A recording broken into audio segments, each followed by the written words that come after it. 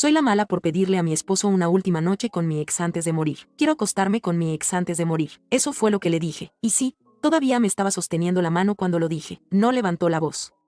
No gritó. Ni siquiera me soltó. Solo me miró como si ya estuviera muerta. Y quizás, en cierto modo, lo estaba. Ahora, antes de que me crucifiquen, no soy una infiel. No busco excusas. No soy una cualquiera que quiere una última aventura sexual. Lo que pedí fue algo más visceral. Algo que no puedo explicar sin sonar como una monstruosa egoísta. Pero para entender cómo llegué hasta ese momento, y por qué me atreví a pedirlo, tienen que saber cómo empezó todo. Me enamoré de él mucho antes de saber qué era el amor. No fue intenso ni explosivo. Fue cotidiano. Fue lento. Él llegaba cada mañana a la oficina con café en mano y una sonrisa torcida. Se sentaba frente a mí y se burlaba de mis caras de lunes. Yo me quejaba de los correos, él me dejaba notas absurdas en el teclado. Éramos dos almas cansadas compartiendo rutina. Después, los almuerzos se hicieron habituales. Luego, las caminatas después del trabajo. Una noche compartimos un taxi, después una cama. Y, sin darnos cuenta, construimos algo que parecía más real que cualquier cosa que hubiera tenido antes. Nos casamos un otoño cualquiera. Nada lujoso, amigos, vino barato y un playlist mal hecho. Pero éramos felices. Dios, cómo reíamos. Decidimos no tener hijos. No por falta de amor, sino porque con nosotros dos bastaba. Jugábamos a armar rompecabezas, a inventar recetas de cocina, a sobrevivir la vida de adultos con lo que tuviéramos. Yo no era rica. Ni él. Pero teníamos un hogar, hasta que me desmayé. Pensé que era el estrés o una bajada de presión. Pero no, era el principio del fin. Los estudios vinieron rápido. Resonancias, biopsias, análisis con nombres que sonaban como castigos. Una tarde me sentaron frente a 3 médicos y uno dijo lo que nadie quiere escuchar. Te quedan entre 6 y 12 meses. ¿Saben qué hice? Me reí. Como una idiota. No por valentía, sino porque no sabía cómo llorar sin que todo se me rompiera por dentro. Él sí lloró. Se quebró ahí mismo. Esa noche dormimos abrazados como si estuviéramos tratando de impedir que el mundo nos aplastara. Las semanas siguientes fueron una mezcla de horror y ternura. Él me cargaba cuando no podía caminar. Me acariciaba el cuero cabelludo cuando empecé a perder cabello. Me hacía reír en medio de las náuseas. Y una noche, mientras me acomodaba las cobijas como siempre hacía, me preguntó, ¿hay algo que quieras hacer antes de que? No terminó la frase. No hacía falta. Yo lo miré. Me dolía el pecho. Me dolía el alma, pero no podía seguir callando lo que me estaba carcomiendo desde hacía años. Pensé que sería más fácil si lo decía de golpe. Como arrancar una curita. Quiero pasar una última noche con mi ex. El silencio que siguió fue insoportable, y aunque me dolía todo, todavía no sabía que eso sería solo el principio del fin. No sé qué esperaba que hiciera. ¿Que me abrazara?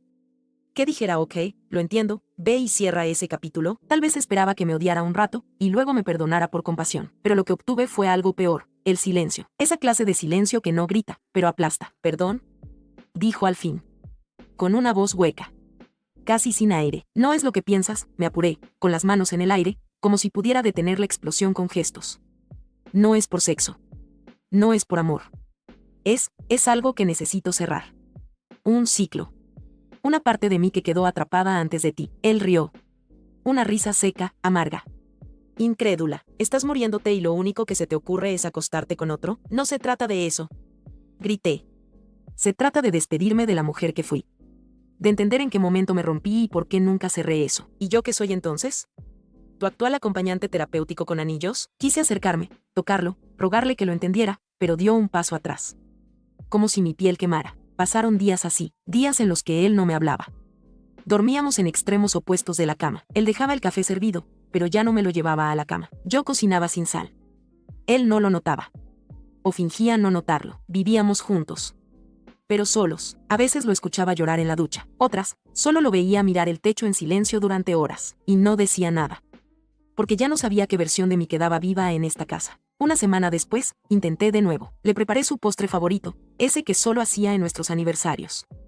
Me senté a su lado. Le tomé la mano que ya no me sostenía. Si me amaras, susurré, entenderías que no quiero reemplazarte. Que lo nuestro es real. Siempre lo ha sido. Pero esto no se trata de ti. Me miró. Por fin, y lo que vi me rompió, vacío. No me pidas que apruebe tu infidelidad, dijo. Ni aunque estés muriendo. ¿Qué importa ya? Lloré. Ya no tengo tiempo. ¿Qué te cuesta darme esto? Una noche. Una despedida. ¿Qué me cuesta? Repitió, como un eco descompuesto. Me cuesta todo. Me cuesta verte y saber que no soy suficiente. Me cuesta pensar que incluso sabiendo que te vas, pensaste en él antes que en mí. Cerró los ojos y murmuró, lo que más me duele, es que ni siquiera ves lo jodido que es lo que estás pidiendo. Y esa noche, ya no volvió a casa. La gente cree que cuando estás cerca de la muerte, todo se aclara. No, a veces se vuelve más turbio. La idea de verlo una última vez, a él, a mi ex, me había perseguido durante años. No por amor. No por deseo, sino porque nunca terminamos bien. Nos separamos con odio. Con gritos. Con portazos. Yo lo amaba, y él me destrozó. Me dejó por otra, desapareció de mi vida, y nunca tuve la oportunidad de mirarlo a los ojos y preguntarle por qué. Y cuando me enteré que iba a morir, lo primero que pensé fue en eso. ¿De verdad voy a irme sin saber qué pasó con esa parte rota de mí? Quizás solo quería verme a mí misma en ese espejo. Saber si había crecido, o si seguía siendo esa versión abandonada que él dejó atrás. Así que escribí, solo un mensaje, sencillo, necesito verte. No te pediré nada más. Su respuesta no tardó. ¿Cuándo? Esa noche lloré mientras borraba el historial, y supe que la próxima vez que cruzara esa puerta, nada volvería a ser igual. El departamento era diferente, más pequeño, más oscuro, más apagado. Nada como el lugar donde una vez compartimos planes y promesas. Pero ahí estaba. El mismo cuadro torcido en la entrada, el sofá raído donde vimos nuestra serie favorita, el aroma persistente a cigarro suave que nunca soporté. Mi ex abrió la puerta con una sonrisa neutral. Ni cálida ni fría. Solo, práctica. Como si nos estuviéramos reuniendo para firmar un contrato, no para despedirnos del pasado. Pensé que no vendrías, dijo, sosteniéndome la mirada. Yo también, respondí. Nos quedamos parados unos segundos. No hubo abrazo. Ni lágrimas. Ni reproches. Solo esa tensión silenciosa que ocurre cuando dos personas se arrastran desde un lugar que ya no existe. Me ofreció vino. No lo acepté. Nos sentamos en el sofá, con 1 metro de distancia entre nosotros, y por primera vez en años, hablamos. Hablamos de tonterías primero, del clima, de su trabajo, de lo mucho que había cambiado mi pelo. Luego vinieron los silencios largos. Las preguntas que ninguno se atrevía a decir, pero que ambos respirábamos entre líneas, hasta que él dijo lo que tenía que decir. ¿Te pasa algo? Asentí. Me estoy muriendo. Ni una exclamación. Ni un gesto de compasión exagerada. Solo bajó la cabeza y cerró los ojos. Lo siento, dijo, con una voz que parecía de otra persona. Por eso estoy aquí, agregué. Porque no quiero llevarme esto sin entender. Sin cerrar. Sin saber por qué dolió tanto perderte, incluso después de tantos años. No lo sé, murmuró. Nunca lo supe. Fui un cobarde, y no dijo más. El sexo pasó como una escena sin guión, lento, torpe, casi mecánico, como si estuviéramos imitando una coreografía vieja, olvidada. Sus manos no me encendían. Su voz no me abrigaba. Su cama no era un refugio, sino un recordatorio de lo lejos que estaba de lo que alguna vez creí desear. Mi cuerpo estaba allí, pero mi mente, no. Mi mente estaba con él. Con mi esposo. Con su olor. Con sus ronquidos suaves en la madrugada. Con su forma de decir ya vengo cuando iba por mi chocolate favorito sin que yo se lo pidiera. Y entendí, con una claridad que dolió más que la enfermedad. No lo necesitaba a él. Nunca lo necesité. Solo necesitaba aceptar que lo había perdido, y que aún así, sobreviví. Cuando terminó, me levanté sin hablar. Me vestí con manos temblorosas. Él me miraba desde la cama con los ojos vacíos. ¿Lo hacemos de nuevo la próxima semana?, preguntó, con esa sonrisa irónica que tanto odié. No, le dije, clavando los ojos en el suelo. No lo haré más. Amo a mi esposo. Nunca debía hacer esto. Salí del departamento sin esperar respuesta. El aire nocturno golpeó mi cara como una bofetada de realidad. No sentía alivio. Ni libertad. Ni redención. Sentía, en nada, un hueco. Un eco. El camino a casa fue largo. Parecía que el universo me obligaba a recorrer cada metro como penitencia. Cada paso retumbaba como una confesión que nadie pidió. Al llegar, me metí en la cocina y preparé a Boda, su plato favorito. El que hacía en nuestros aniversarios. Puse la mesa con las servilletas de tela. Encendí velas. Me até el cabello como a él le gustaba. Quería decirle que ya no tenía dudas, que volví porque comprendí, que todo lo que necesitaba estaba frente a mí, desde siempre. Cuando entró por la puerta, notó el olor. ¿Qué es esto?, preguntó, frunciendo el ceño. Una sorpresa, dije. Mi voz temblaba. Para ti, se acercó despacio. Como si esperara una trampa. ¿Es por lo de antes?, dijo. Decidiste no hacerlo, y ahí supe que tenía dos caminos, mentir, o decirle la verdad y perderlo todo. Respiré hondo, y lo maté con una palabra. No. El silencio fue inmediato. Su rostro se endureció. Su mandíbula se tensó. ¿Qué? Me acosté con él, confesé. Pero fue una vez. Y volví de inmediato. Porque entendí que solo te amo a ti. No gritó. No golpeó nada. Solo levantó el plato de Boda y lo estrelló contra el suelo. Eres una jodida basura, escupió. No te atrevas a decirme que me amas. Lo sé, lloré. Me odié cada segundo. Pero necesitaba entenderlo. Ahora lo sé. Ya no tengo dudas, y yo ya no tengo fuerzas, respondió. ¿Sabes qué es peor? Que no lo hiciste por deseo. Lo hiciste por ego, y esa noche durmió en el sofá, y yo, en la cocina, sentada, esperando que el arrepentimiento me matara antes que la enfermedad. Después de esa noche, ya no hablábamos, no gritábamos, no discutíamos, y eso era peor. La casa se volvió una cárcel sin barrotes. Desayunábamos en silencio. Dormíamos, bueno, fingíamos dormir, en habitaciones separadas.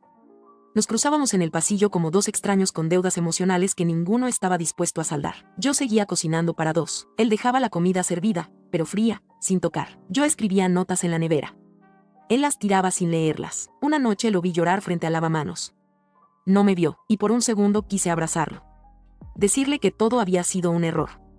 Que me dolía más a mí, pero no lo hice, porque sabía que ya no tenía derecho a tocarlo. Una mañana, mientras servía café con manos temblorosas, dejó un sobre la mesa. ¿Qué es esto? Léelo, dijo, sin levantar la mirada. Eran los papeles del divorcio. Me costó respirar. La garganta se me cerró como si alguien me ahorcara desde adentro.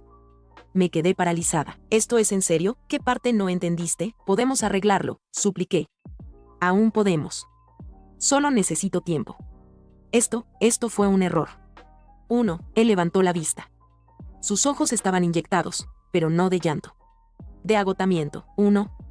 Se rió, sarcástico. No fue un desliz. Fue una construcción premeditada. Lo pensaste, lo pediste, lo planeaste. Tuviste semanas para no hacerlo. Y aún así, lo hiciste. Me estoy muriendo. Grité. No sabía cómo despedirme de todo. Quería entender quién era antes de irme. No sabía cómo hacerlo. Y lo hiciste jodiéndome a mí en el proceso. Golpeó la mesa. Yo retrocedí. No por miedo, sino por vergüenza. ¿Sabes cuántas veces pensé en buscar a alguien del pasado? Continuó. ¿Cuántas veces tuve la oportunidad? Pero no lo hice. Porque pensé que tú eras lo suficientemente valiente como para vivir esto conmigo sin traicionarnos. Yo no podía responder. No había nada que pudiera decir que no sonara como una excusa. Lo peor, dijo, bajando la voz hasta el temblor, lo peor es que ni siquiera tuviste la decencia de mentirme bien.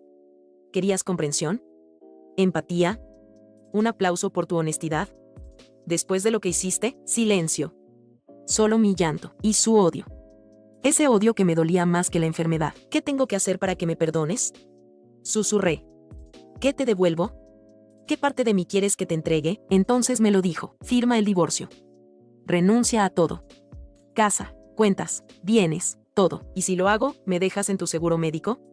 Pregunté, con la voz rota. Asintió, sí. Pero si peleas por algo, te saco. Y ya sabes lo que eso significa. Se me cayó el alma al piso. ¿Me estás extorsionando con mi vida? No. Estoy protegiéndome de alguien que no dudó en clavarme un puñal cuando más la amaba. ¿En serio me vas a dejar morir por un error? Tú ya moriste para mí, dijo sin pestañear. Esa noche, cuando te acostaste con él. La mujer que yo amaba dejó de existir ahí. Se levantó y fue hacia la puerta. Tienes hasta mañana para decidir. Y se fue. Esa noche no dormí. Pateé paredes.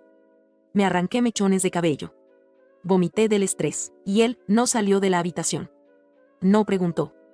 No dijo nada. A la mañana siguiente, temblando, firmé todo. Le dejé todo. La casa. Las cuentas. Los recuerdos. Todo lo que alguna vez llamé vida. Solo me quedó el seguro. Solo me quedó la oportunidad de no morir todavía. 2 semanas después, recibí una llamada. Hay una cirugía experimental, dijo el médico. Tienes probabilidades reales de sobrevivir. Lloré. Reí. Me aferré al teléfono como si fuera un salvavidas. Corrí a contarle. A decirle que quizás, solo quizás, todavía había una forma de reparar esto. Puedo vivir. Podemos intentarlo de nuevo, le dije. No necesitamos divorciarnos. Podemos empezar de cero. Por favor. Él me miró, con una frialdad de hielo quirúrgico. ¿Con qué seguro vas a pagar eso? ¿Qué? Porque con el mío, ya no. Prometiste. Prometí que no te sacaría si no peleabas por nada. Pero ya firmaste. ¿O pensaste que ibas a vivir, y luego volver a reclamar? ¿Vas a dejarme morir por orgullo? Grité, completamente destrozada. No, voy a dejarte vivir con la consecuencia de lo que hiciste. Y esa noche, se fue. Yo lo dejé ir, no porque no lo amara, sino porque ya no me quedaba fuerza ni para rogar. Firmé con la mano temblorosa y el alma rota. Cada letra que trazaba en ese documento me arrancaba una parte de mí. La casa. Las cuentas. Mi nombre en los papeles. Mis derechos. mis recuerdos. Lo único que me quedé fue el seguro, lo justo para llegar viva a la operación. Y él se quedó con todo, hasta con la historia que construimos juntos. La operación fue un éxito. Los médicos me decían milagro clínico, que no sabían cómo, pero mi cuerpo había respondido. Que tenía una segunda oportunidad. ¿Sabe lo que sentí? Nada. No alegría. No alivio. Solo un hueco, un abismo donde debería haber alguien esperándome con los brazos abiertos, pero no había nadie. Apenas pude caminar, me dieron el alta. Regresé al que ya no era mi hogar. Una caja con mis cosas me esperaba en la entrada. Ni siquiera fue él quien me la dejó. Fue su madre. Había una nota. Cumplió su parte. No insistas más. Vivía en un estudio minúsculo alquilado con ayuda de una fundación. Un colchón en el suelo, una ventana sin cortinas, un microondas y un espejo sucio. Ahí pasé mis días, mis noches, mis pesadillas. Ahí lloré en silencio. Ahí aprendí a decirme a mí misma que había sobrevivido, aunque, en el fondo, no sabía si quería haberlo hecho, porque lo perdí todo, y lo peor es que lo entendí demasiado tarde. Un día, después de semanas sin saber de él, le escribí una carta, no para pedirle nada. Solo para decirle, sobreviví. A veces me pregunto si eso fue un castigo o una bendición. Pero gracias. Por no dejarme morir. Eso sí te lo debo. Se la entregué a su madre. Días después, ella me llamó. No la leyó. La quemó. ¿Por qué me odia tanto? Pregunté. Porque cree que lo usaste. Que solo te quedaste hasta que no te sirvió más. Y cuando él intentó sanar contigo, tú ya estabas en otro lado. Quise explicarle que no era así.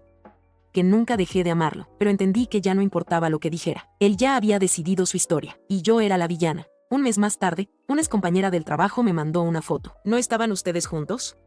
Escribió. Lo vi en una cena con esta chica. Se ve feliz, y ahí estaba él, sonriendo, una sonrisa que no le veía desde antes del diagnóstico. Llevaba un traje nuevo, el reloj que yo le regalé, y al lado, una mujer, joven, guapa, familiar. Es su ex. La de antes de ti, dijo mi amiga.